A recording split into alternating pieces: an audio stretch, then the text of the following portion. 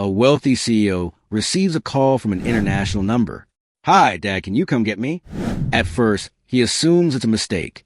He has no children, but he's stunned by what the boy on the other end says next. Ethan Carter sat at his desk, the quiet hum of his office drowning out the bustling city below. The room was pristine, much like the man himself, every detail meticulously arranged to convey power and success. The sleek glass desk, the plush leather chair, the floor-to-ceiling windows offering a sweeping view of the skyline. It all screamed one thing: untouchable. Ethan checked his watch. It was nearly 9, but the hour didn't bother him. Work was his refuge, a safe haven from the chaos of personal relationships. People were complications, distractions, and sometimes betrayals. Business, however, was straightforward. Profits, deals, acquisitions, those were things he could manage. His phone buzzed, snapping him out his thoughts. The screen lit up with an unknown number. International, by the looks of it. Ethan frowned. Probably a telemarketer or some overseas associate who didn't understand time zones. He let it ring, waiting for it to go to voicemail, but something tugged at him. A flicker of curiosity, perhaps, or just his dislike for unanswered calls. He answered. "Hello." His tone was sharp, his patience already thin. There was a pause, long enough for Ethan to consider hanging up. Then a soft, hesitant voice broke the silence. "Hi, Dad." Ethan froze. His grip tightened on the phone as he leaned back in his chair, his mind racing for context. Wrong number, obviously. He didn't have a son. He would have known. He would have, "Can you come get me, please?" The boy's voice cracked, a mix of hope and exhaustion in his words. "This has to be a mistake," Ethan said, his voice firm, though his stomach churned uneasily.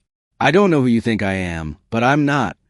"You're Ethan Carter," the boy interrupted, the words tumbling out quickly, as if he feared Ethan might hang up. "You're my dad. My mom told me." Ethan's breath caught. His name. How could this kid know his name? His mind raced, grasping for plausible explanations. A scam? A coincidence? But no, the boy sounded too sincere, too desperate. "What's your name?" Ethan asked, his tone sharper than he intended. "Milo," the boy answered. "Milo Rivera. My mom's name was Sofia Rivera." "You," he hesitated, as though the next words carried a heavy weight. "You knew her?" The name hit Ethan like a punch to the gut. Sofia.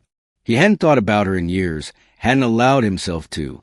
She'd been a fleeting moment in his carefully controlled life, a passionate affair with a woman who had made him feel something dangerously close to vulnerability. But they'd ended things cleanly, or so he thought. Ethan stood, pacing to a window as his mind tried to process the sudden flood of emotions. The city lights blurred as he stared out, his reflection cold and unyielding in the glass. "This doesn't make any sense," he said, his voice low.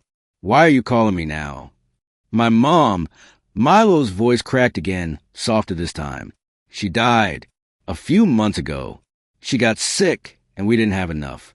She told me you'd help me if I ever needed you. I didn't know who else to call." Ethan's throat tightened. He didn't know how to respond. The boy's words were raw, his pain unmistakable. For a moment, Ethan considered the possibility, no, the likelihood, that this was some elaborate scam. But something in Milo's voice, the trembling mix of fear and courage, made it hard to dismiss outright. "Where are you?" Ethan asked, his words coming out harsher than he intended. "I'm in Sao Paulo," Milo replied. "In Brazil. I've been staying at a shelter, but they said I can't stay much longer." Ethan ran a hand through his hair, his frustration mounting. This was absurd. He didn't have a son. He couldn't have a son. He would have known. Sofia would have told him. When she... "Listen, kid," Ethan said, his voice clipped. "I don't know what kind of game you're playing, but it's not a game." Milo cut him off, his voice rising. "I didn't want to call you, okay? Mom told me you wouldn't want me. She said you'd probably pretend I didn't exist. But I didn't have a choice. I don't have anyone else." The word struck a nerve Ethan didn't even realize he had. For a moment, there was silence on both ends of the line, the weight of Milo's outburst hanging between them. Ethan took a slow, measured breath. "How do you know my name?" he asked, his voice quieter now, almost hesitant. My mom had pictures, Milo said, his tone softer but no less insistent. Of you? Of the two of you together. She kept them in a box under her bed. She told me about you when I was little. But I didn't think I'd ever have to. I didn't think I'd ever need to call. Ethan's chest tightened, his mind flashing back to Sofia's warm smile, her laugh, the way she'd made him feel human in a way few people ever had. He remembered her quiet strength, her refusal to rely on him for anything. She'd always insisted on standing on her own, and now she was gone. Milo, Ethan started, but the words failed him. He didn't know what to say, what to think. This was too much, too sudden, too impossible. Please, Milo said, his voice breaking again. If you're not my dad, I'm sorry. But if you are, I need you. Just this once. The line went silent after that, save for the faint sound of Milo's breathing. Ethan stood there, staring out at the city, his mind a storm of conflicting thoughts and emotions. I'll call you back, he said finally, his voice barely above a whisper. He hung up before Milo could respond, the weight of the conversation settling over him like a lead blanket. For the first time in years, Ethan felt utterly lost. Ethan sat in the silence of his penthouse, staring at the sleek phone on his desk as if it might spring to life again. The boy's voice echoed in his mind, replaying the words that had burrowed under his skin. She told me you'd help me if I ever needed you. His hand hovered over the phone for a moment before he snatched it up and dialed his assistant. Lena, I need you to trace a number, he said brusquely, rattling off the digits Milo had called from. Lena didn't ask questions. She never did. That's why Ethan valued her. She was efficient, loyal, and as close to a confidant as he allowed anyone to be. I'll get on it right away, she replied, her voice calm as ever. Ethan ended the call and slumped back in his chair, rubbing his temples. His mind was a battlefield of conflicting thoughts. Logic told him this was absurd, a scam, a coincidence. But another part of him, a quieter, unwelcome part, whispered that it wasn't impossible. The boy knew too much, his name, Sofia's name, even details about their time together. Sofia. Her face came back to him unbidden. The way her dark hair would catch the light, her quick smile that had always seemed to carry a trace of sadness. He'd met her during a business trip to South America almost 11 years ago. She had been working as a translator at a conference he attended, and they'd hit it off instantly. Ethan had been drawn to her warmth, her wit, and the way she seemed unimpressed by his wealth and power. For once, he wasn't Ethan Carter, billionaire CEO. To Sofia, he was just a man, a flawed one at that. They'd spent a few passionate weeks together, but when the trip ended, so had their affair. Sofia had been clear about her boundaries. She didn't want to leave her life behind, and Ethan hadn't been ready to commit to anything resembling permanence. They had parted ways, each returning to their separate worlds. He had thought about her occasionally in the years since, but his busy life and relentless drive to expand his empire left little room for such reflections. And now, years later, a boy claiming to be his son was asking for help. The thought gnawed at him, even as he tried to push it away. Ethan was a man of logic, not sentiment. He dealt in facts, numbers, and outcomes, not wild stories spun by strangers. And yet, Sofia had been the one woman he could never quite forget. His phone buzzed, jolting him back to present. It was Lena. The number is registered to a shelter in Porto Alegre. It's legitimate, Lena said. I spoke with someone there. The boy's name is Milo Rivera, and he's been staying there for a few months. They confirmed his mother passed away recently. Cancer, apparently. Ethan's stomach twisted. The confirmation felt like a hammer blow, shattering the thin barrier of disbelief he'd clung to. Thank you, he said tersely, ending the call before Lena could ask any follow-up questions. For a long moment, he sat there, staring out at the glittering skyline. Memories of Sofia swirled in his mind, vivid and unwelcome. He remembered the way she had challenged him, called him out on his arrogance, and most of all, her insistence that their lives were incompatible. She had been right, of course. Ethan had been too consumed by his ambitions to imagine a life that didn't revolve around quarterly earnings and boardroom victories. But had she, really kept something like this from him? It didn't seem like her. Sofia had always been honest, even when the truth was uncomfortable. If she'd known she was pregnant, surely she would have told him. Wouldn't she? Ethan shook his head, trying to clear the fog of doubt. This didn't add up. It couldn't. And yet the boy's voice, his desperation, lingered in Ethan's mind. He stood abruptly, grabbing his coat. He needed answers, and there was only one way to get them. Ethan paced the expansive living room of his penthouse, the lights of the city sprawling beneath him. He had spent the past hours scouring his memory for anything, any sign, any clue that might lend credence to Milo's story. His mind kept circling back to Sofia, to their last conversation before he left Sao Paulo. "I won't ask for anything," she had said, her voice steady but tinged with sadness. "You have your world, and I have mine. Let's not make this harder than it has to be." At the time, Ethan had admired her strength, her refusal to cling to a relationship that had no future. But now, he wondered if her independence had kept her from reaching out when she needed to. He poured himself a drink, the amber liquid swirling in the glass as he stared at it. Ethan Carter, master of the universe, reduced to second-guessing his own memories. He let out a bitter laugh. This was absurd. But no matter how much he tried to rationalize it, the seed of doubt had taken root. 2 days later, Ethan sat in his office, reviewing a report from his private investigator. The details were sparse but damning. Sofia Rivera, deceased, age 38. Survived by one son, Milo Rivera, age 10. The investigator had included a photo of the boy, taken outside the shelter. Ethan stared at the image, his chest tightening. The boy was thin, his clothes worn and slightly too big, but his eyes were strikingly familiar. They had the same sharp intensity Ethan saw in the mirror every morning. He felt a pang of something he couldn't quite identify, guilt, maybe, or the faint stirrings of responsibility. The boy in the photo wasn't just a name or a voice on the other end of the line. He was real. Ethan leaned back in his chair, the weight of the report pressing down on him. He was a man who thrived on certainty, on having all the facts and using them to make calculated decisions. But this situation defied logic. It wasn't a deal to be negotiated or a problem to be solved with money. It was messy, personal, and utterly foreign to him. And yet, he couldn't ignore it. He closed the report, his decision made.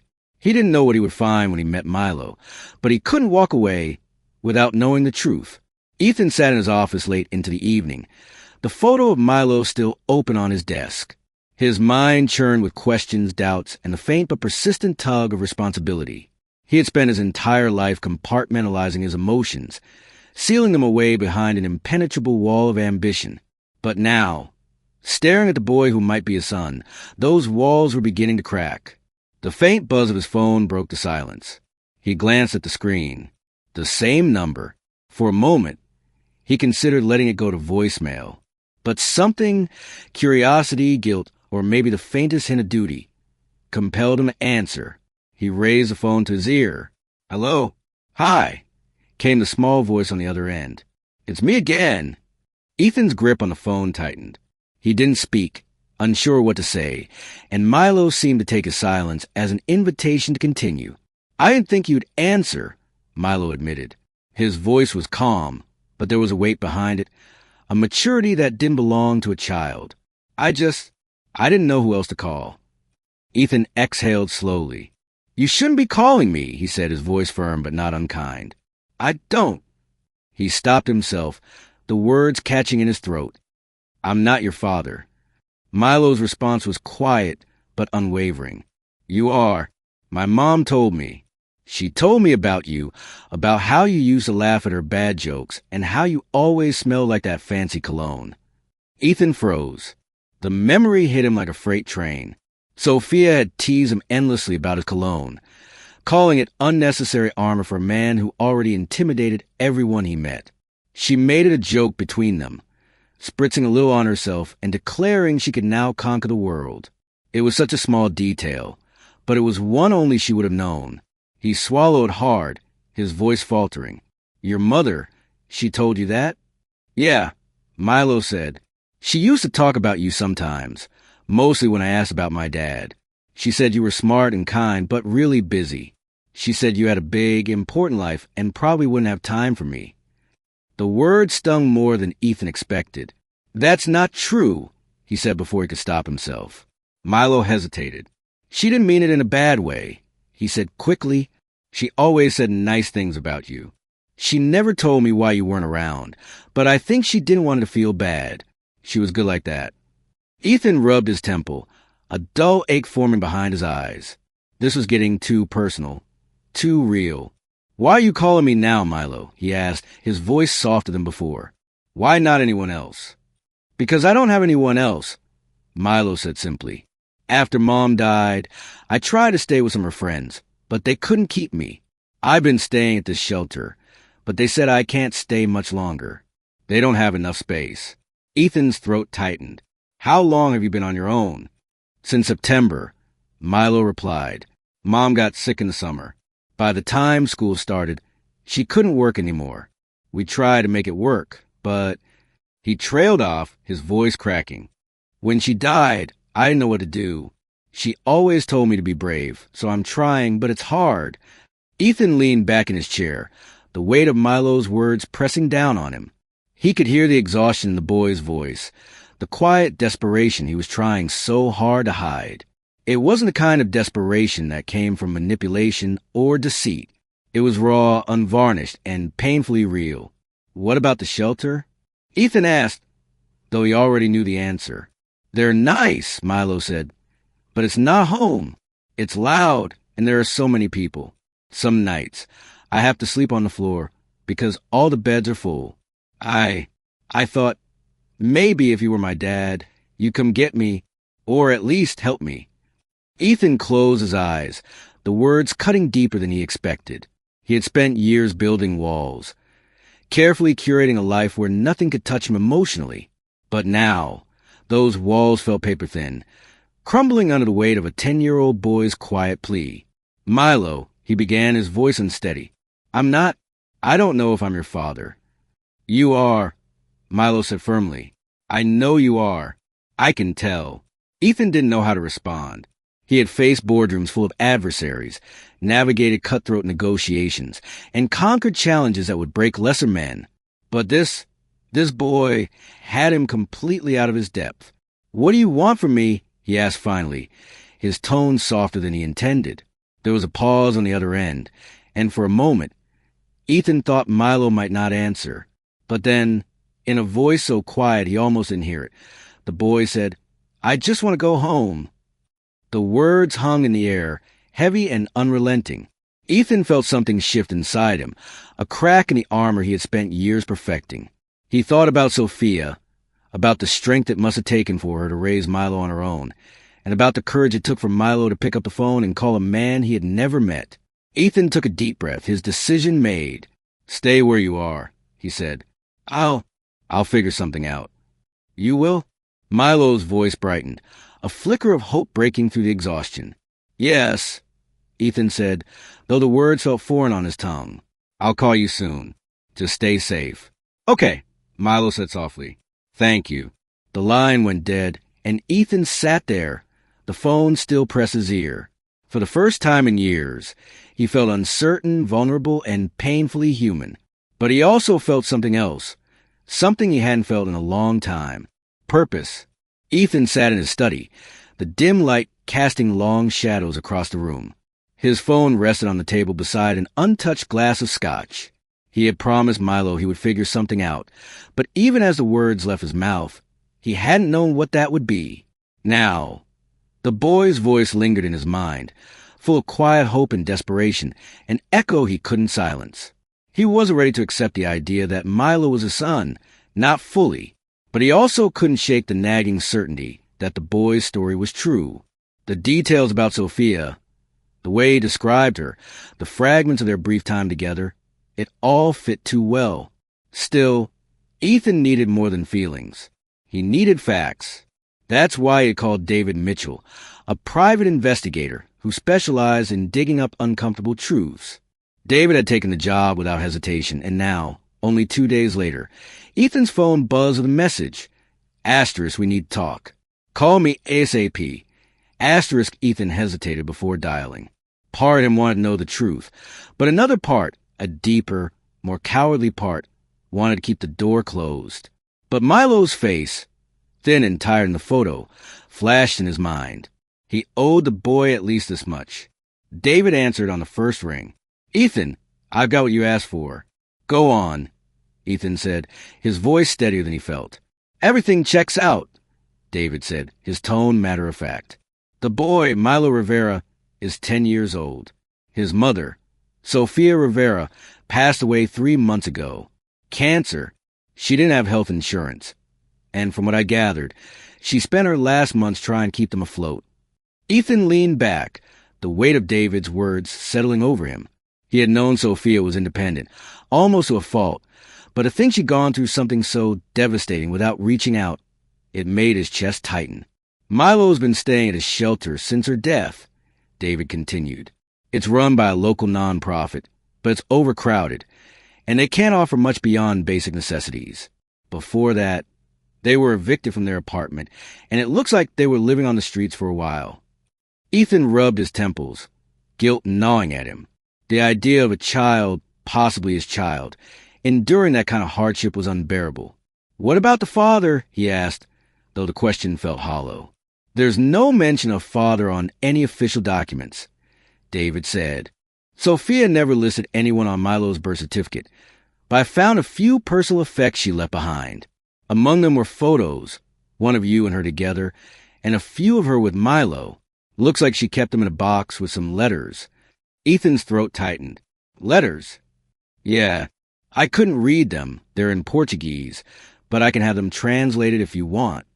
Ethan didn't respond immediately. The mention of letters and photos felt too intimate, too raw. He cleared his throat. "That won't be necessary." David paused and added, "For what it's worth, Ethan, I think the boy is telling the truth. Everything lines up." Ethan ended the call with a curt, "Thank you," and set the phone down. He stared out the window at the city skyline, his mind churning. David's report confirmed what he had already started to accept. Milo might very well be his son. And if that was true, then Sofia had left him with a responsibility he couldn't ignore. For years, Ethan had avoided entanglements, prided himself on keeping his life streamlined and efficient. Family, relationships, they were risks he had chosen not to take. But now, fate had thrown him into a situation he couldn't escape. He couldn't leave Milo to fend for himself. Not after everything the boy had already endured. The thought of meeting Milo filled him with unease. What would he say? What could he possibly offer the boy that would make up for years of absence? And yet, he knew there was no other choice. He had to go. 2 days later, Ethan stepped off a plane in Sao Paulo. The city was a mix of vibrant energy and quiet weariness, its streets bustling with activity even as the sun began to set. Ethan had been here once before, years ago, but the memories were hazy, overshadowed now by the weight of his current mission. A driver met him at the airport, holding a sign with his name. Ethan nodded in acknowledgement and climbed into the car, his thoughts racing as they wound through the city. The driver didn't speak much, which suited Ethan fine. He wasn't in the mood for small talk. When they arrived at the shelter, Ethan hesitated before stepping out of the car. The building was modest, its walls worn but clean, a small sign above the entrance identifying it as a place of refuge. Ethan took a deep breath, steeling himself for what lay ahead, and pushed open the door. Inside, the air was filled with a quiet hum of activity. Volunteers moved about, distributing meals and helping residents settle in for the night. Ethan's presence drew a few curious glances, but most people were too preoccupied to pay him much attention. A woman approached him, her expression kind but cautious. "Can I help you?" "I'm here to see Milo Rivera," Ethan said, his voice steady despite the unease curling in his stomach. The woman's eyes softened. "Milo? Of course. He's in the back. I'll take you to him." Ethan followed her through the shelter, past rows of bunk beds and groups of children playing quietly with donated toys. The place was orderly, but it was clear they were operating beyond capacity. Beds were crammed together, and the air was thick with a faint smell of disinfectant and too many people in too small a space. Finally, They stopped in front of a small, dimly lit room. The woman knocked gently on the door before pushing it open. "Milo," she said softly, "you have a visitor." Ethan stepped inside, his heart pounding. Milo sat on the edge of a narrow bed, his knees pulled up to his chest. He looked smaller in person, his clothes hanging loosely on his thin frame. But his eyes, the same piercing eyes Ethan had seen in the photo, lifted to meet his. For a moment, neither of them spoke. Then Milo broke the silence, his voice quiet but unwavering. "You came." Ethan swallowed hard, his throat dry. "I said I would." Milo nodded, a flicker of relief crossing his face. He didn't smile, but there was a softness in his expression that made Ethan's chest ache. "I had to see for myself," Ethan said, his voice low. "To know if you're really I am," Milo said simply, cutting him off. There was no anger in his tone, just quiet certainty. "You're my dad." Ethan didn't know what to say. He had spent his life commanding rooms, bending entire industries to his will. But here, in front of this boy, he felt completely unprepared. "Let's talk," he said finally, gesturing to the small table in the corner. Milo nodded and followed him over, his movements careful and deliberate. As they sat across from each other, Ethan realized this was only the beginning. He had come searching for the truth, and now that he had found it, he wasn't sure what to do with it. But one thing was clear, he couldn't walk away. The silence between them was heavy, but not entirely uncomfortable. Ethan watched Milo from across the small table, his hands folded loosely in front of him. The boy's face was pale, his cheeks hollow. But there was something in his gaze, a quiet determination, that made him seem older than his years. Ethan had prepared himself for this moment during the long flight, rehearsing questions, explanations, and even apologies, but none of it seemed adequate now. What could he possibly say to a boy who had been forced to grow up too quickly, to fend for himself in a world that had offered him so little? Milo broke the silence first. "You don't look like I thought you would." Ethan blinked, caught off guard. "What did you think I'd look like?" Milo shrugged, his thin shoulders lifting slightly. "I don't know. Bigger, maybe. Meaner." Despite himself, Ethan let out a short laugh, the sound foreign even to his own ears. "Well, I guess I should be flattered that I'm not as scary as you imagined." Milo gave a small smile, but it didn't quite reach his eyes. He glanced down at his hands, fidgeting with a loose thread on his sleeve. "You're really him, though, right? Ethan Carter, the guy from Mom Stories." Ethan hesitated, the weight of the question pressing down on him. "I'm him," he admitted. "But I don't know if I'm the man your mom told you about." Milo nodded slowly, as if processing the answer. "She said you were busy all the time, that you worked a lot and didn't have room for other stuff." Ethan felt the words like a jab to the ribs.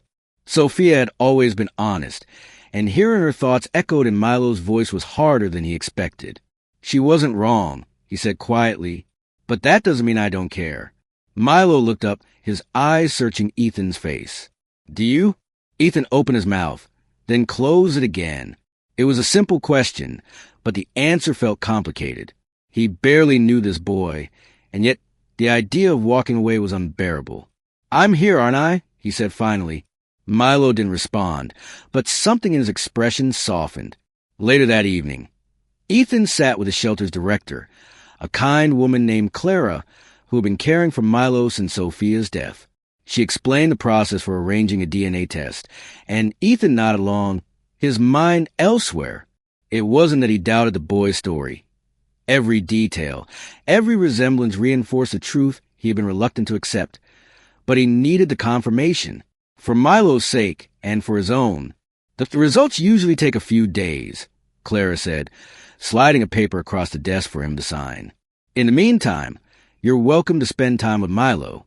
He hasn't had many constants in his life lately, and I think seeing you might help." Ethan glanced at the paper, then at Clara. "Do you think he's my son?" he asked bluntly. Clara's gaze was steady. "I don't think he would have reached out to you if he wasn't sure. Milo's a smart kid, resilient, but he's been through more than most adults could handle. He needs someone to show him that he's not alone." The words stuck with Ethan as he returned to the small room where Milo was waiting. The boy was perched on the edge of the bed, flipping through a battered comic book. He looked up as Ethan entered, his expression guarded but curious.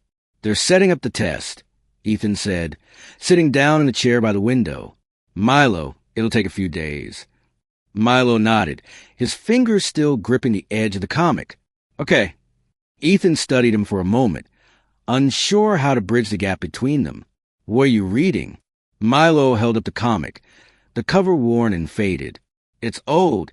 They have a box of them here. I like the superhero ones." "Yeah," Ethan said, leaning forward slightly. "Who's your favorite?" Milo hesitated, then said, "Spider-Man. He's just a normal guy, but he still tries to help people, even when it's hard." Ethan smiled faintly. "Good choice. He's not afraid to do the right thing, even when it costs him." Milo glanced at him, his expression unreadable. "What about you? Do you like superheroes?" Ethan leaned back, caught off guard by the question. "I don't know. I guess I never really thought about it." Milo tilted his head. "You don't think about stuff like that?" "Not usually," Ethan admitted. "I've been busy." Milo nodded, his gaze dropping back to the comic. "Yeah, Mom said you were busy." Ethan felt the sting of those words again, but this time he didn't try to push it aside. "I was," he said quietly, "but I shouldn't have been too busy for her. Or for you." Milo didn't look up, but his grip on the comic tightened slightly. "You didn't know about me?" "No," Ethan said. "I didn't. But if I had, I would have." He stopped, the words catching in his throat. What would he have done? Could he honestly say he would have stepped up, changed his life, and been there for a son he hadn't planned for? The thought was almost too big to comprehend. Milo finally looked at him, his expression cautious but open. "You're here now." Ethan nodded. "I am." The next few days passed in a blur. Ethan spent his time getting to know Milo, each moment filled with small, awkward attempts to connect. They played a few games of cards in the common area, and Ethan learned that Milo was surprisingly sharp, his quick thinking often catching Ethan off guard. They shared meals, Milo carefully picking at his food, while Ethan tried not to notice how thin he still looked. It wasn't easy. Milo was polite but guarded, his trust clearly hard-earned. Ethan, in turn, struggled to navigate the unfamiliar territory of fatherhood. He had spent his life mastering boardrooms and negotiations, but sitting across from a 10-year-old boy, trying to figure out how to make him smile, felt like the hardest challenge he'd ever faced. One evening, as they sat outside on a bench, Milo broke the silence. "Do you think the test will say yes?" Ethan glanced at him, startled by the question. "I don't know," he said honestly. "But it doesn't really matter, does it?" Milo frowned. "It doesn't." Ethan hesitated, then said, "Even if it says no, you still called me. That means something." Milo looked down at his hands, his voice barely above a whisper. "I just didn't want to feel alone anymore." Ethan's chest tightened. He reached out, resting a hand on Milo's shoulder. "You're not," he said firmly. "Not anymore." For the first time since they met, Milo looked up at him with something that resembled hope. It wasn't much, but it was enough. The days passed slowly, each one pulling Ethan and Milo a little closer to the inevitable truth. While they waited for the DNA results, they spent more time together, cautiously peeling back the layers of formality and distrust. Ethan still felt like a visitor in this boy's life, a man playing catch-up on 10 years of absence. But he was beginning to understand resilience and quiet strength that defined Milo. One evening, after a particularly quiet dinner, Milo spoke up, breaking the stillness between them. "Do you want to know about her?" he asked, his voice tentative. Ethan paused, caught off guard. "About your mom?" Milo nodded, fidgeting with the edge of his sleeve. "I just thought maybe you want to know. She talked about you sometimes." Ethan set down his fork, his chest tightening. "I'd like that," he said, unsure if he was ready to hear what Milo might say, but knowing he owed it to both of them to listen. Milo leaned back in his chair, his gaze distant as he started to speak. "She was the best. She always made things fun, even when we didn't have much. Like there was this one time our electricity got cut off, and she told me it was an adventure, like camping. We lit candles and told stories until I fell asleep." Ethan's throat tightened as he listened. He could picture Sofia, her quiet determination and infectious humor, spinning hardship into something bearable for her son. She worked all the time, Milo continued, sometimes 2 or 3 jobs at once. But she always made time for me. We'd watch old movies together, and she'd make popcorn in this little pot on the stove. She said it was better than the microwave kind. Milo's voice softened. She never said anything bad about you. Even when I asked why you weren't around, she just said you were busy and that you didn't know about me. Ethan looked away, the weight of Milo's words pressing down on him. He hadn't been there for Sofia or for Milo, and the guilt was a heavy, suffocating thing. He had thought he'd left that part of his life behind. But now it felt as though he had failed them both in ways he couldn't even fully grasp. "Did she ever try to contact me?" he asked, his voice quieter than he intended. Milo shook his head. "I don't think so. She said you had your own life, and she didn't want to mess it up." Ethan closed his eyes, a pang of regret slicing through him. Sofia's pride and independence had been 2 of the things he admired most about her. But now they felt like a barrier that had kept him from knowing the truth until it was almost too late. He turned back to Milo, forcing himself to meet the boy's eyes. "She was a remarkable woman," he said, his voice steady despite the storm of emotions inside him. "I'm sorry I wasn't there for her. For you." Milo didn't say anything for a moment, but his expression softened. "She didn't blame you. She always said I got my stubbornness from you, though." Ethan couldn't help but smile, though it was tinged with sadness. She might have been right about that. The call from the lab came the next morning. Ethan had been sitting by the window in the shelter's small common room, staring out at the street below, when his phone buzzed. He answered quickly, his heart pounding in his chest. "Mr. Carter?" The voice on the other end said, "We have the results from the DNA test."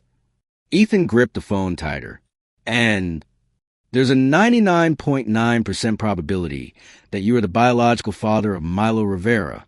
The words hit him like a tidal wave, simultaneously clarifying and overwhelming. He ended the call with a curt, "Thank you," setting the phone down on the table in front of him. For a moment, he just sat there, staring at it, the reality of the situation sinking in. Milo was his son. There was no longer any room for doubt or denial. The boy sitting in the next room, thin and wary and brave beyond his years, was his responsibility in every way that mattered. Ethan leaned forward, resting his head in his hands. The confirmation didn't just bring clarity. It brought a crushing sense of failure. He had been absent for 10 years, oblivious to the existence of a child who had struggled and suffered without him. How could he possibly make up for that? But alongside the fear and guilt, there was something else, something quieter but no less powerful. Determination. He had spent his life conquering challenges, building empires, and proving his worth in boardrooms around the world. Now he had to prove himself as something more. A father. He stood, his resolve hardening with each step as he made his way to Milo's room. The boy was sitting on the bed, a small puzzle spread out in front of him. He looked up as Ethan entered, his expression curious but guarded. Ethan sat down in the chair across from him, taking a deep breath. "I got the results," he said, his voice steady. Milo straightened slightly, his hand stilling over the puzzle pieces. "And—" Ethan met his eyes, the words coming easily despite the weight behind them. "You're my son." Milo's face remained unreadable for a moment, his gaze locked on Ethan's. Then, slowly, a flicker of something, relief, maybe, or hope, crossed his features. "So what now?" he asked quietly. Ethan leaned forward, his elbows resting on his knees. "Now I make things right," he said firmly, "whatever that takes." Milo nodded, his expression softening. "Okay." For the first time since their meeting, Ethan felt a sense of clarity. The path ahead wasn't going to be easy, but for the first time in his life, he was ready to face it. Not as a CEO, not as a businessman, but as a father. The city shimmered with opulence that felt foreign to Milo as Ethan's car pulled up to the towering glass skyscraper where his father lived. Milo sat quietly in the back seat, his fingers fidgeting with the frayed hem of his shirt. His wide eyes scanned the streets, filled with people who moved briskly, dressed in suits and carrying leather briefcases. The cars were sleek and shiny, a far cry from the crowded buses and scooters he was used to. Ethan stole a glance at Milo, noticing how the boy pressed himself against the window, his awe barely masked by his stoic expression. He felt a pang of guilt as he realized how different their worlds had been. This was supposed to be a fresh start, but already he could see the gap between them. "Welcome home," Ethan said as they stepped into the sleek, marble-floored lobby. His voice was steady, but he wasn't sure who he was trying to reassure, Milo or himself. Milo didn't respond. His eyes darted around, taking the grandeur of the space. The chandeliers, the polished surfaces, the sharp click of heels against the floor. He followed Ethan silently into the elevator, the whoosh of the doors closing behind him making his chest tighten. When they stepped into Ethan's penthouse, Milo froze. The place was massive, with floor-to-ceiling windows offering a panoramic view of the city. The furniture was modern, minimalist, and impeccably arranged, as though no one actually lived there. It was cold and impersonal, much like Ethan had been when they first met. Milo walked hesitantly to the window, pressing his hand against the glass as he stared out at the city lights. Ethan watched him, unsure what to say. He had envisioned this moment as a turning point, but instead, it felt like they were on opposite sides of an unbridgeable chasm. "Are you hungry?" Ethan asked, breaking the silence. Milo shook his head. "I'm fine." Ethan sighed. This was going to be harder than he thought. The next few days were a blur of adjustments for both of them. Ethan had arranged for Milo to have his own room, complete with a brand new bed, a desk, and shelves stocked with books and games. But the boy hardly spent any time there. He often lingered in the corner of the living room or sat by the window, gazing out at the world below. Ethan tried to ease him into this new life, but it quickly became clear that the transition wouldn't be smooth. Milo seemed out of place in the penthouse, his movements hesitant and unsure, as though he were afraid to touch anything. When Ethan suggested taking him shopping for clothes, Milo shrugged and said, "I don't need anything." Ethan had always prided himself on solving problems efficiently, but with Milo, nothing was simple. The boy wasn't a project to be managed or a deal to be closed. He was a child who had endured far too much, and Ethan realized he had no idea how to help him. One evening, as they sat on the couch in awkward silence, Ethan decided to try a different approach. "You know," he began, his tone lighter than usual, "I've never been great at this parenting thing." Milo looked up at him, his brow furrowed. "You've never tried before." The words hit Ethan like a slap, but he nodded. "Fair point," he admitted. "But I want to try now. And I know I'm going to mess up a lot. So maybe you could help me out."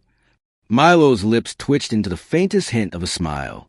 "You're asking me to teach you how to be a dad?" Ethan chuckled, the sound easing some of the tension between them. "Something like that." Milo nodded slowly, as though considering the offer. "Okay," he said, "but no weird dad jokes." Ethan laughed, the sound surprising both of them. "Deal." As the days turned into weeks, Ethan began to find a rhythm. He started coming home earlier from work, carving out time to spend with Milo. At first, the boy seemed suspicious of the change, but gradually, he began to open up. They played board games together, watched movies, and even ventured out to park, where Milo discovered an unexpected love for skateboarding. Ethan, in turn, found himself changing in ways he hadn't anticipated. For years, his life had revolved around his work. Endless meetings, high-stakes negotiations, and a relentless drive for success. But now, he found himself looking forward to evenings spent with Milo, to the boy's sharp wit and quiet wisdom. It was as though Milo was teaching him how to slow down, to notice the small things he had overlooked for so long. But their journey wasn't without its challenges. Milo still struggled to trust Ethan fully, and Ethan often felt the weight of his new responsibilities pressing down on him. There were moments when they clashed, when Ethan's instinct to fix things collided with Milo's need for independence. One night, after an argument about a missed dinner, Milo blurted out, "You don't get it. You can't just show up now and expect everything to be okay." Ethan froze, the boy's words slicing through him. He took a deep breath, forcing himself to remain calm. "You're right," he said quietly. "I can't change the past. But I'm here now, and I'm not going anywhere." Milo's expression softened, but he didn't say anything. He simply nodded and retreated to his room. It wasn't much, but it was progress. One evening, as they sat on the couch watching a superhero movie, Milo turned to Ethan and asked, "Why did you come back?" "You didn't have to." Ethan looked at him, his heart aching at the vulnerability in the boy's eyes. "Because you called," he said simply, "and because you're my son." Milo studied him for a moment, then nodded. "I'm glad you did." Ethan smiled, a warmth spreading through him that he hadn't felt in years. For the first time, he began to believe that they could build something real, something worth holding on to. As the city lights twinkled outside the window, father and son sat together, their bond still fragile but growing stronger with each passing day. It wasn't perfect, it wouldn't always be easy, but for the first time in a long time, Ethan felt like he was exactly where he needed to be. Ethan had started to find a rhythm in his new life with Milo, but the balance was fragile. His business demanded attention, and the habits of a lifetime weren't easy to break. Despite his best intentions, there were nights when he stayed too late at the office or answered one too many emails during their time together. He convinced himself it was temporary, that once he caught up on his workload, he'd be more present. But deep down, he knew it wasn't sustainable. The breaking point came on a cold Tuesday morning. Ethan was preparing for a high-stakes meeting that could decide the future of a major merger. His phone buzzed, and he glanced at it, expecting another email. Instead, it was the school nurse calling. "Mr. Carter, this is from Milo's school. He's not feeling well and has been complaining of chest pain. We think it's best to take him to the hospital, just to be safe." Ethan's heart dropped. "I'm on my way," he said, already grabbing his coat. The meeting, the emails, none of it mattered anymore. When he arrived at the hospital, Milo was sitting on the edge of a bed, looking small and pale under the fluorescent lights. A nurse was taking his blood pressure, and he gave Ethan a tired wave. "They said it's probably nothing," Milo said, his voice thin. "Just stress or something." Ethan knelt in front of him, his hands resting gently on the boy's knees. "We're going to make sure," he said firmly. "Whatever it is, I'm here." The test came back clear, no heart issues, just anxiety. But the scare lingered in Ethan's mind long after they left the hospital. That night, as Milo slept, Ethan sat in his office, staring at his reflection in the dark window. He thought about Sofia, about her relentless effort to protect Milo from the hardships of life, even as she struggled herself. He realized he was at a crossroads. He could continue to juggle his career and his new role as a father, or he could make the choice Sofia hadn't had the luxury to make. The next morning, Ethan made a call to his board of directors. By the end of the week, he had announced his decision to step back from his position as CEO. The move shocked the business world, but for Ethan, it wasn't a loss. It was a gain, time, focus, and the chance to be the father Milo deserved. Adjusting to his new life wasn't easy.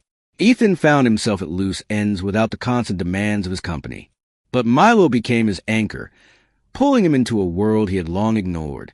They spent their days exploring the city, building Lego sets, and trying new recipes in the kitchen, though their attempts often ended in laughter and burnt edges. One evening, as they sat on the couch, Milo turned to Ethan, a thoughtful expression on his face. "Do you think Mom will be proud of us?" Ethan's chest tightened at the question. He took a deep breath before answering. "I think she'd be very proud of you," he said. "And I hope she'd be proud of me, too." Milo nodded, his gaze distant. "She used to talk about helping other people. She said we should always try to give back, no matter how little we had." Ethan considered the boy's words, a spark of an idea forming in his mind. "What if we did something to honor her?" he asked. "Something to help kids like you, who need a safe place to grow up." Milo's eyes lit up. "Like a shelter? Or something bigger?" Ethan smiled. "Something bigger." Over the next few months, Ethan threw himself into the new project with a passion he hadn't felt in years. He and Milo worked together to create the Rivera Foundation, named in honor of Sofia. Its mission was simple but ambitious: to provide housing, education, and resources for homeless and at-risk children. Ethan's business acumen proved invaluable, and Milo's insight ensured the foundation stayed grounded in its purpose. The process wasn't without its challenges. There were moments when Ethan felt the weight of his inexperience in this new field, and times when Milo's memories of his struggles made him quiet and withdrawn. But they faced each hurdle together, their bond growing stronger with each shared victory and setback. One afternoon, as they stood outside the first shelter funded by the Rivera Foundation, Ethan watched as Milo cut the ribbon, a bright smile on his face. The crowd applauded, but Ethan only had eyes for his son. In that moment, he felt an overwhelming sense of pride, not in the building of the foundation, but in the resilient, kind-hearted boys standing beside him. Later that evening, they sat together in the shelter's garden, watching the sun set over the city. Milo leaned against Ethan's side, his head resting on his father's shoulder. "Do you think Mom knows what we're doing?" Milo asked quietly. Ethan wrapped an arm around him, his gaze fixed on the horizon. "I think she does," he said, "and I think she's smiling." Milo didn't respond, but the small, contented sigh he let out spoke volumes. Life wasn't perfect, but for the first time, it felt right. Ethan had traded the high-stakes world of business for something far more meaningful, and in the process, he had found a version of himself he never knew existed. He wasn't just a father. He was a partner, a teammate, and a builder of something that would outlast them both. As for Milo, he had found his place in a world that had once felt so alien. He thrived in school, made friends, and even began to dream about his future. Dreams that Ethan promised to support, no matter what they were. Together, they carried Sofia's memory forward, not as a burden but as a source of inspiration. They weren't just surviving. They were building a life that honored the past while embracing the possibilities of the future. And in the quiet moments, when it was just the two of them, Ethan often found himself marveling at the journey that had brought them here. It hadn't been easy, and it hadn't always been pretty, but it had been worth it every single step. As Ethan and Milo embark on this new chapter together, their story reminds us of the transformative power of connection, resilience, and second chances. It's a journey that started with a phone call and grew into something far greater, a bond that transcends time, mistakes, and loss. Milo found not just a father, but a partner in honoring his mother's memory. And Ethan discovered that true success isn't measured by wealth or power, but by the relationships we nurture and the legacy we leave behind. Their story is a powerful reminder that it's never too late to take responsibility, to show up, and to create something meaningful out of life's unexpected moments. If this story inspired you, don't forget to give this video a thumbs up and share it with someone who might need a reminder of the power of second chances. And if you haven't already, hit that subscribe button for more stories like this. Stories about redemption, resilience, and the incredible strength of the human spirit. Thank you for watching, and we'll see you in the next video.